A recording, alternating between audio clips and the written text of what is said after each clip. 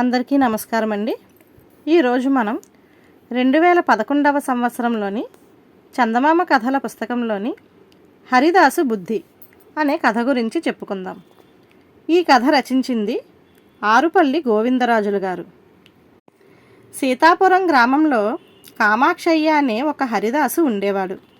ఆయన చెప్పే కథలకు శ్రీహరి, గణపతి, చంద్రం అనేవాళ్ళు పక్క వాయిద్యాలతో వంతపాటతో బాగా రక్తి కట్టిస్తూ ఉండేవాళ్ళు. కామాక్షయ్య కథ చెప్పేందుకు 116 తీసుకునేవారు. ఆ పైన వినేవాళ్లలో కొందరు ఆయన చెప్పిన హరికథకు సంతోషించి కొంత డబ్బు ఇస్తూ ఉండేవాళ్ళు. కథ పూర్తవగానే హారతి పళ్ళెంలో వేసిన డబ్బు కూడా కామాక్షయ్యే తీసుకునేవాడు. అయితే ఆ విధంగా వచ్చిన మొత్తం డబ్బులో బహు తక్కువ డబ్బును శ్రీహరికి, గణపతికి, చంద్రానికి ఇస్తూ ఉండేవాడు. వాళ్లకు ఆ డబ్బు తీసుకోవటం అసంతృప్తికరంగా ఉన్నప్పటికీ హరిదాసుకు కోపం వస్తుందేమోనని మారు మాట్లాడేవాళ్ళు కాదు. ఒకసారి ఆ ముగ్గురు కామాక్షయ్య లేని సమయంలో ఆయన ఇంటికి వెళ్ళి హరిదాసు భార్య అచ్యుతాంబతో ఎంతో దీనంగా, అమ్మ, హరిదాసు గారిని అందరూ చాలా గొప్పగా మెచ్చుకుంటే ఆయన ఆ ఘనత కథ చెప్పే తన ఒక్కడిదే కాదని, అందులో మా ముగ్గురికి పాలు ఉన్నదని నలుగురితో అనడమే గాని వసూలైన డబ్బులో కొద్దిగా మాత్రమే మాకు ఇస్తున్నాడు. కుటుంబీకులమైన మాకు అనునిత్యం ఎన్నో సాధక బాధకాలుంటాయి అన్నారు. హరిదాసు భార్య అంతా విని వాళ్లతో, మీరు చెప్పకుండానే హరిదాసు గారు మీతో ఎలా ప్రవర్తిస్తున్నది నేను గమనిస్తూనే ఉన్నాను.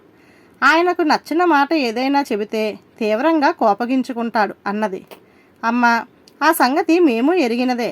ఎంతో కాలంగా వారినే నమ్ముకొని వారి వెంట తిరుగుతూ సేవ చేస్తున్నాం.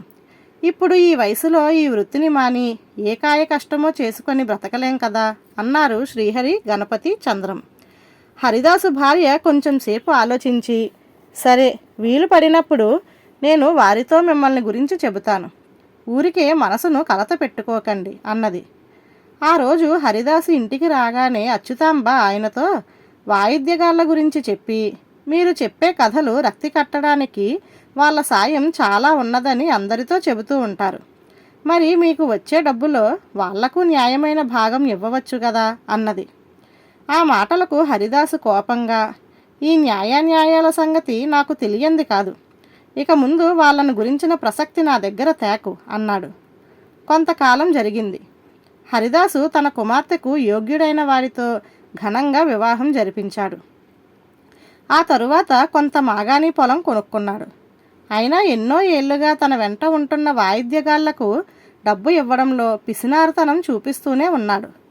ఇక సహించలేక శ్రీహరి, గణపతి, చంద్రం హరిదాసు ఇంటికేసి వెళ్లడం మానుకున్నారు. ఏం జరిగి ఉంటుందో తెలుసుకుందామని ఒకనాడు కామాక్షయ్య ముందుగా శ్రీహరి ఇంటికి వెళ్ళాడు. ఆయనను చూసిన శ్రీహరి భార్య ఆశ్చర్యపోయి, తమరు ఇటు వచ్చి చాలా కాలమైంది. మా ఆయన మీ హరికథల గొడవలో పడి కుటుంబ విషయాలు ఏమాత్రం అసలు పట్టించుకోవటం లేదు. మా అమ్మాయికి పెళ్ళీడు దాటిపోతున్నది. మరింత ఆలస్యం జరగకుండా ఎక్కడైనా మంచి సంబంధం చూసుకోవాలి అంటూ తమ కుటుంబ సమస్యల గురించి హరిదాసుకు చెప్పుకున్నది. అంతా విని కామాక్షయ్య అక్కడి నుంచి గణపతి ఇంటికి వెళ్ళాడు. గణపతి భార్య జబ్బుతో మంచంలో ఉన్నది. గణపతి 15 ఏళ్ల కొడుకు ఆయనతో, మా నాన్న అశ్రద్ధ వల్ల మా అమ్మకు జబ్బు నయం కాకుండా ఉన్నది. మంచి వైద్యుడి చేత వైద్యం చేయించడానికి మా దగ్గర డబ్బు లేదు. పోరగా ఎవరి దగ్గరైనా అప్పు దొరికితే తెస్తానంటూ ఇప్పుడే మా నాన్న గ్రామంలోకి వెళ్ళాడు అన్నాడు. కామాక్షయ్య మంచంలో ఉన్న గణపతి భార్యను పలకరించి జబ్బేమిటో తెలుసుకొని అక్కడ నుంచి సరాసరి చంద్రం ఇంటికి వెళ్ళాడు. చంద్రం ఇంటి అరుగు మీద ఒక చాప వేసుకొని దిగులుగా కూర్చొని ఉన్నాడు. కామాక్షయ్య పలకరించగానే, అయ్యా, నా అసమర్థత, అశ్రద్ధల కారణంగా ఇలా పేదరికం అనుభవిస్తున్నాను. కూటికి గుడ్డకు చాలని సంపాదనతో నా భార్యాబిడ్డలకు సుఖం అనేది లేకుండా చేశాను. ఇక నుంచి తమ వెంట తిరగలేను.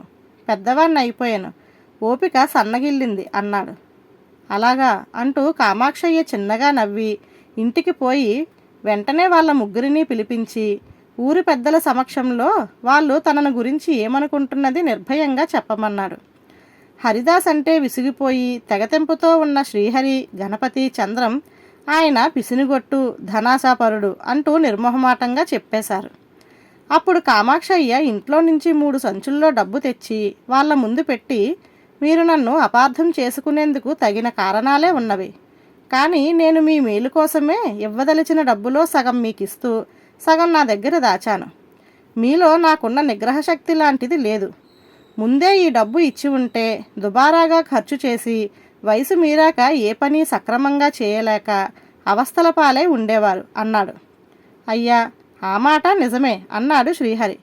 కామాక్షయ్య ముగ్గురికి డబ్బు సంచీలిచ్చి, మీకు ఒక్కొక్కరికి 10,000 రూపాయలు ఇస్తున్నాను. చంద్రం అన్నట్టు అతడే కాదు, మనం నలుగురము పెద్దవాళ్ళు అయిపోయాము. ముందులా ఇప్పుడు ఊళ్ళు తిరగలేం. ఇక నుంచి ఇళ్ల పట్టున ఉండి విశ్రాంతి తీసుకుందాం. నేను ఇచ్చిన డబ్బుతో మీ గృహ సమస్యలు తీరే అవకాశం ఉన్నది. ఒకవేళ అవసరం కలిగితే నా దగ్గరకు రండి, తప్పక చేతనైన సహాయం చేయగలను అని చెప్పాడు. శ్రీహరి, గణపతి, చంద్రం కృతజ్ఞతతో హరిదాసు పాదాలంటి నమస్కరించి, అయ్యా, మా వల్ల జరిగిన తప్పులు ఏమైనా ఉంటే క్షమించండి అన్నారు. హరిదాసు ఏదో అనబోతున్నంతలో ఒక గ్రామ పెద్ద, ఇందులో ఒకరినొకరు క్షమించవలసిందేమీ లేదు. మీ మేలు కోరి కామాక్షయ్య గారు కొంతకాలం పాటు మీ దృష్టిలో పిసనారయ్యారు అన్నాడు. అందుకు హరిదాసుతో పాటు అక్కడ ఉన్న వాళ్ళందరూ పెద్దగా నవ్వారు. ధన్యవాదాలు.